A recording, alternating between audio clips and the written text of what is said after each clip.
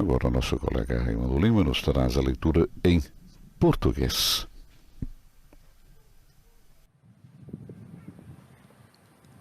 Leitura da Carta de São Paulo aos Romanos.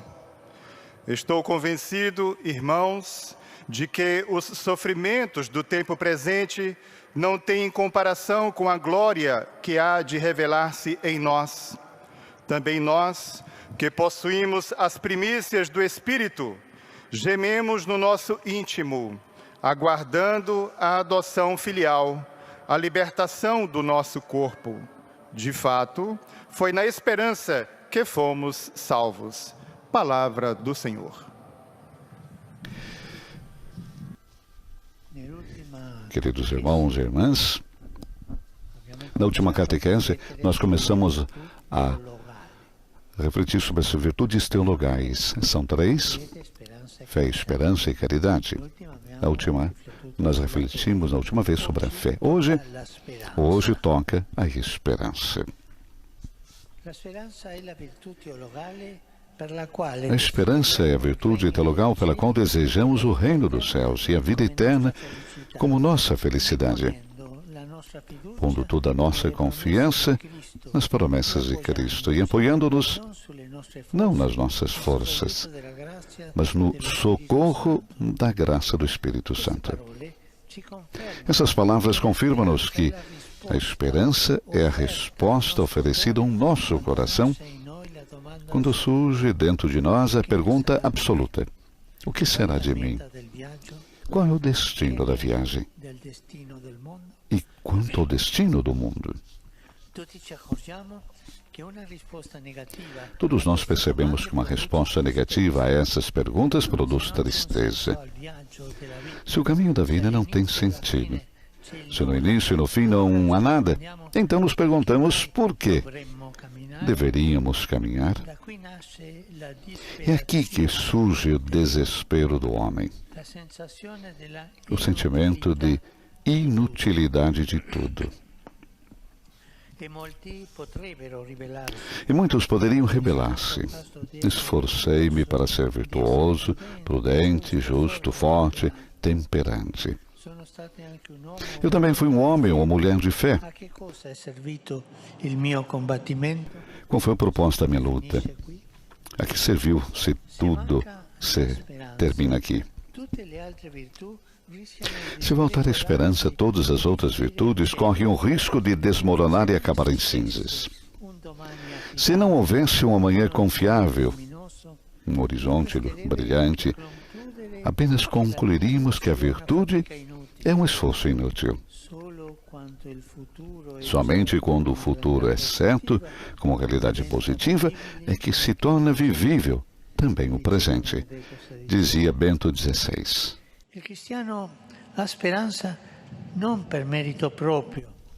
O cristão tem esperança não por mérito próprio. Se ele acredita no futuro é porque Cristo morreu e ressuscitou e nos deu o seu Espírito. A redenção é-nos oferecida no sentido que nos foi dada a esperança. Uma esperança confiável, graças à qual podemos enfrentar o nosso presente. E nesse sentido, mais uma vez, dizemos que a esperança é uma virtude teologal. Não emana de nós. Não é uma obstinação da qual nós nos queremos convencer, mas é um dom que vem diretamente de Deus. Há muitos cristãos duvidosos que não renasceram completamente para a esperança. O apóstolo Paulo apresenta a nova lógica da esperança cristã.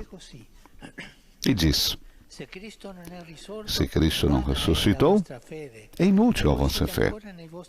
Estais ainda nos vossos pecados e, por conseguinte, também se perderam os que adormeceram em Cristo.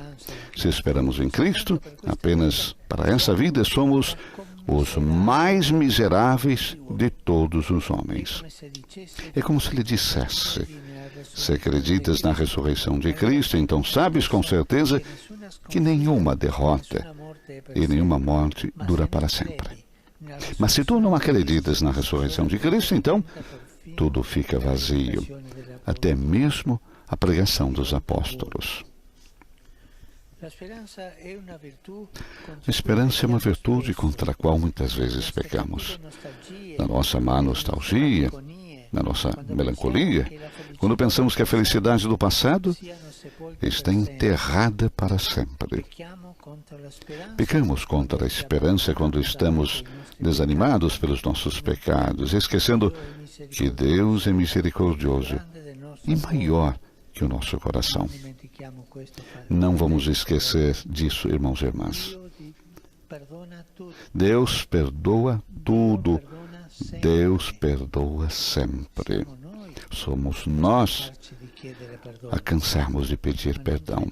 Mas não vamos esquecer essa verdade. Deus perdoa tudo.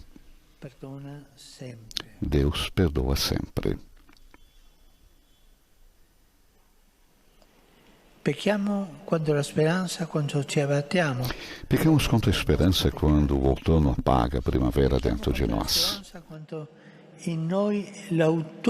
Quando o amor de Deus deixa de ser um fogo eterno e não temos coragem de tomar decisões que nos comprometam por toda a vida.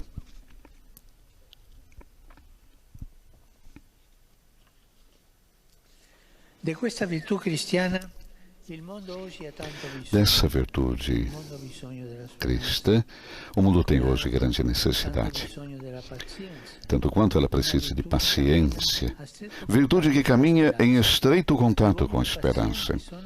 Os homens pacientes são tecelões do bem. Desejam obstinadamente a paz, e mesmo que alguns tenham pressa e queiram tudo imediatamente, a paciência tem a capacidade da espera. Mesmo quando muitos ao seu redor sucumbiram à desilusão, aqueles que são animados pela esperança e são pacientes conseguem superar as noites mais escuras. Esperança e paciência caminham juntas. A esperança é a virtude de quem tem um coração jovem.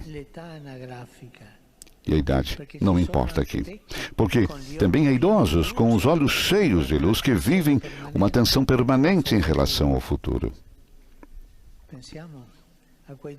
Pensemos naqueles dois grandes idosos do Evangelho.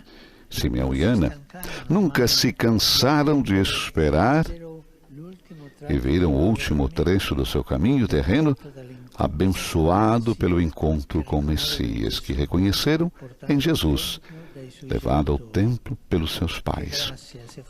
Que bênção se fosse assim para todos nós.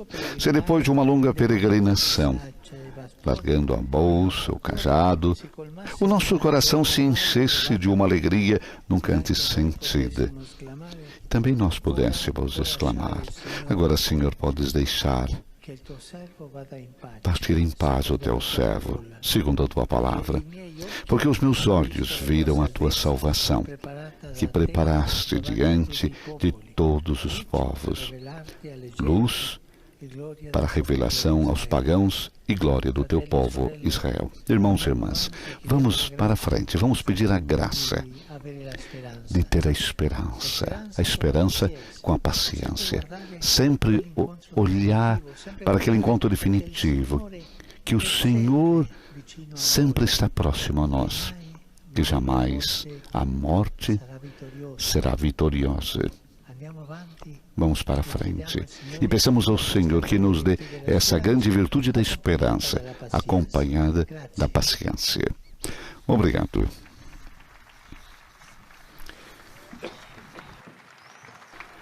Teremos agora a síntese portuguesa, temos a imagem de Nossa Senhora de Lourdes.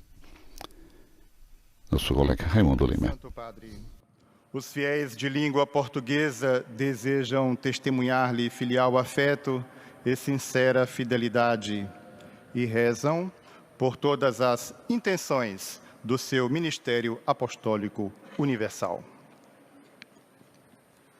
No final desta audiência, cantaremos a oração do Pai Nosso em latim, Depois, o Santo Padre concederá a bênção apostólica, com um pensamento especial às crianças, aos idosos e aos doentes. Abençoará também os terços e demais objetos de devoção que cada um tiver consigo. Leio agora um resumo da catequese que o Santo Padre acaba de propor. A esperança é a virtude de quem tem um coração jovem, independentemente da idade. Encontramos pessoas já idosas com um olhar luminoso e animadas por uma atenção permanente para o futuro. Se a viagem da vida não tivesse um sentido, se o nada marcasse o princípio e o fim da viagem, para que serviria caminhar? Entretanto, não é por mérito nem por esforço pessoal que o cristão tem esperança, mas acredita no futuro, porque Jesus morreu e ressuscitou. Se uma pessoa crê na ressurreição de Cristo, tenha a certeza de que nenhuma derrota, nem a própria morte, durará para sempre. Assim, quem estiver animado pela esperança e for paciente, será capaz de atravessar as noites mais escuras da vida. Agora, o Santo Padre saúda em italiano os fiéis de língua portuguesa.